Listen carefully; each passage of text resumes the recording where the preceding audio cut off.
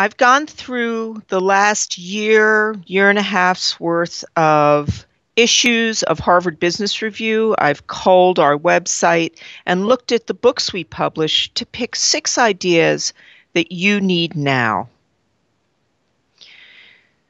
Leadership has never been as challenging as it is today. I think you'll be able to relate to what I'm about to tell you. As you know, organizations are flatter, competition is faster and less predictable, digitization is rewriting the rules of strategy, globalization is adding complexity, innovation is more critical than ever, and talent is harder to attract, engage, and retain.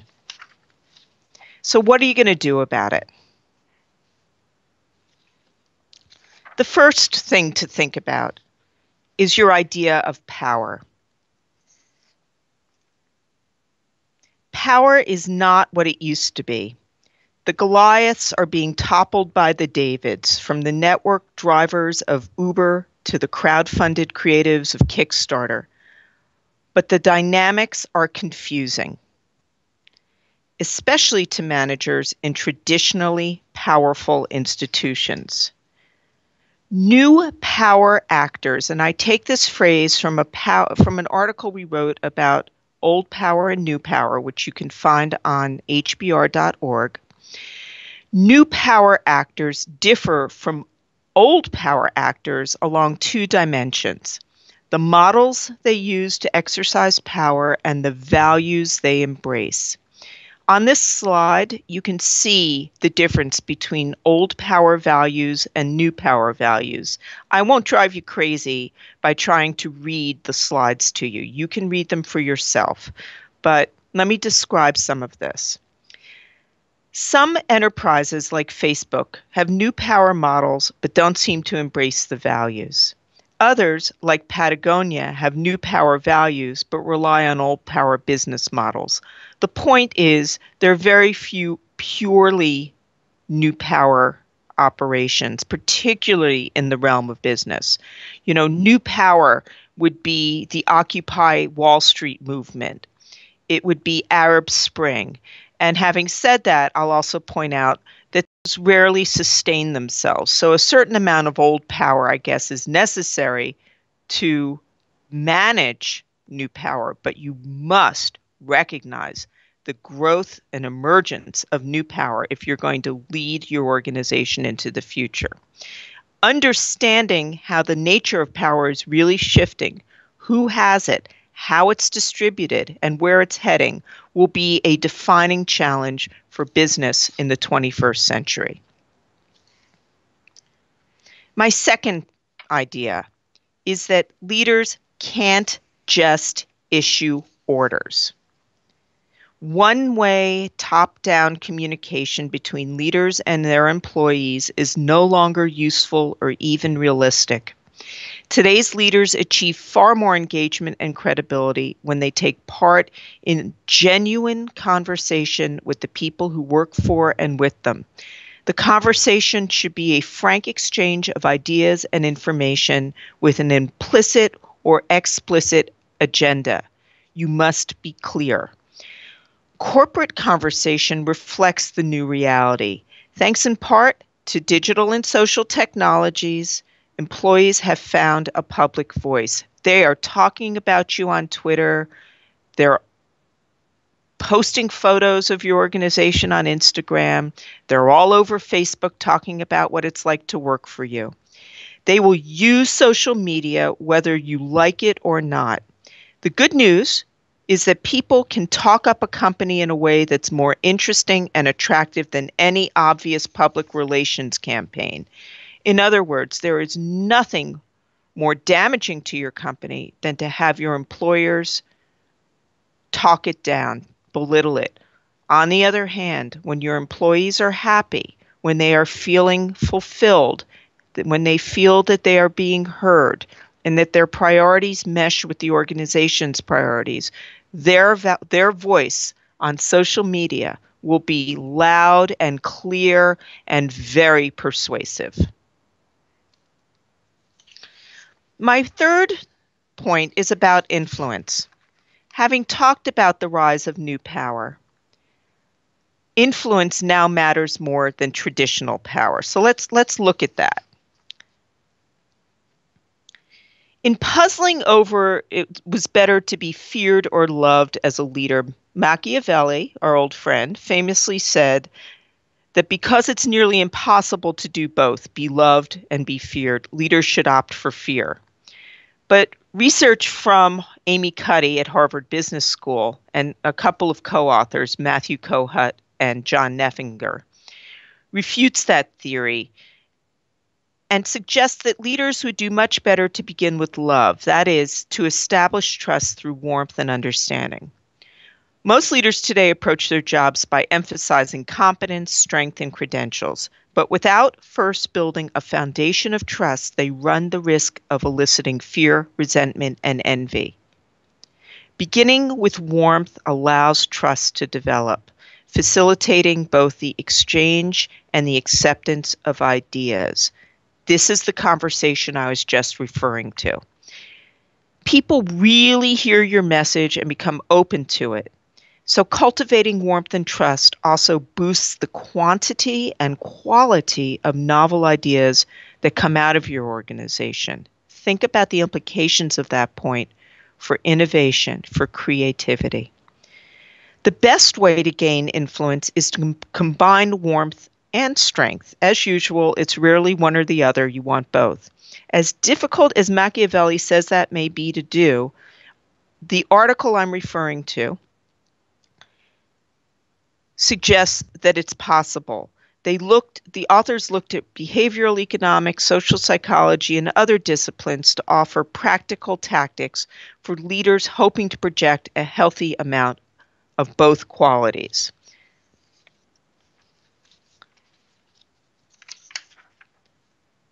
The next idea is that focus is more challenging than ever.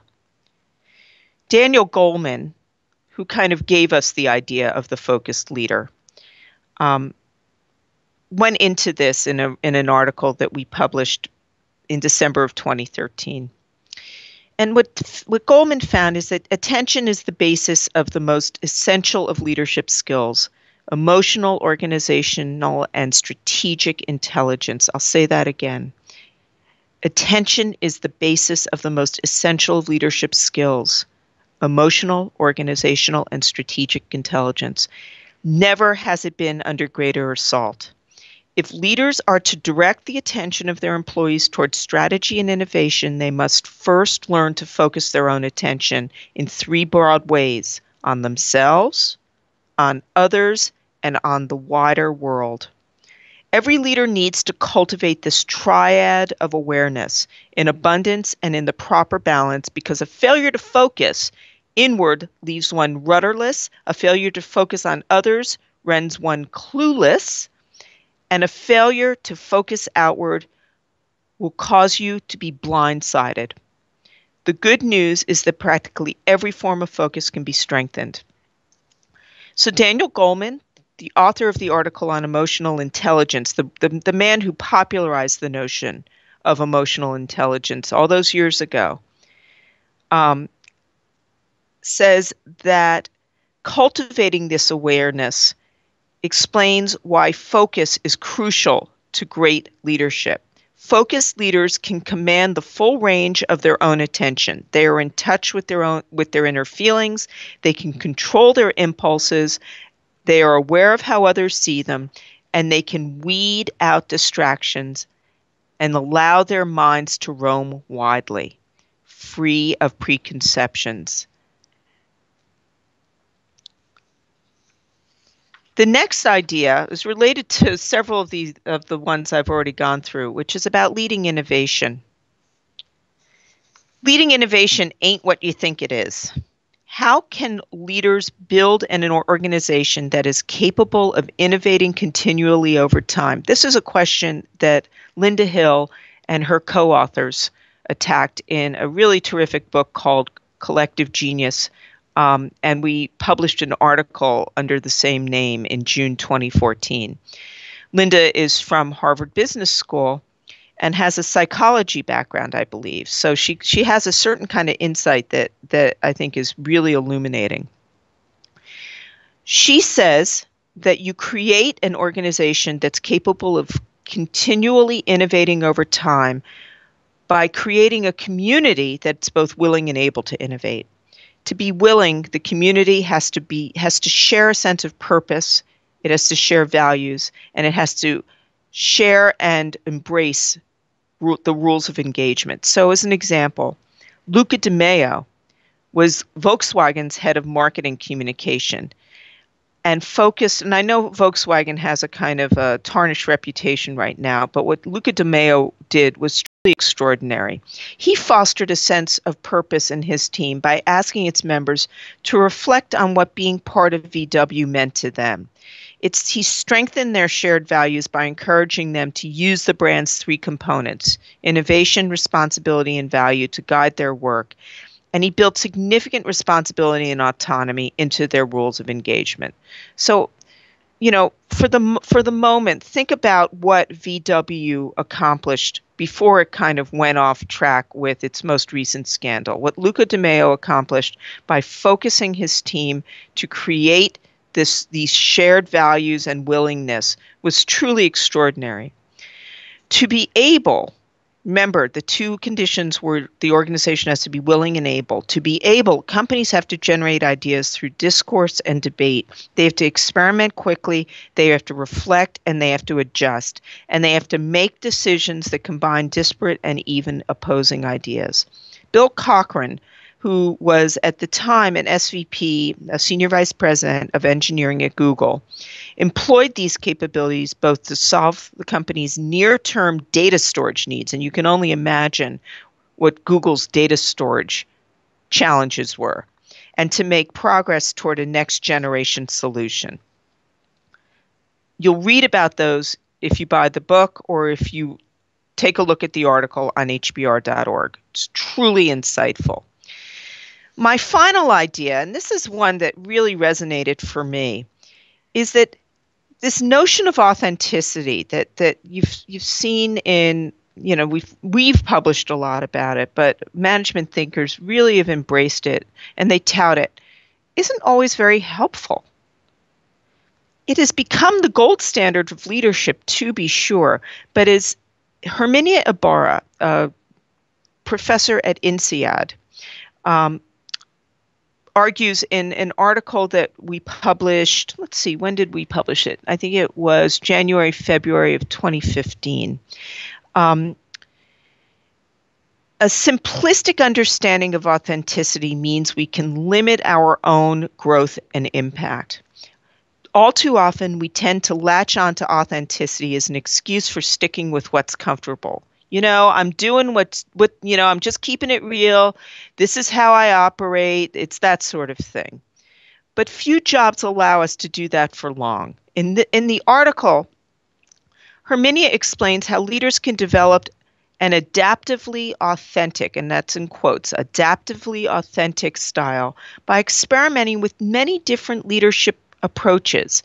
You kind of have to try on different personas to figure out who you are as a leader. And I think if you think back to when you were promoted into a new role with greater responsibility, think about how you had to figure out who you were in that role. It's okay to change tactics from one day to the next, she says. That's not being fake.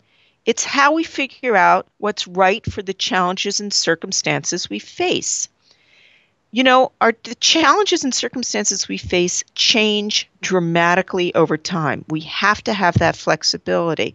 She suggests actually 3 strategies that can help you break free from this self-concept that's just too rigid, that keeps you from growing. She says you can learn from diverse role models. Growth necessarily involves some form of imitation, but don't copy just one person's leadership style. Don't try to be like that guy over there. Borrow selectively from various people to create your own collage.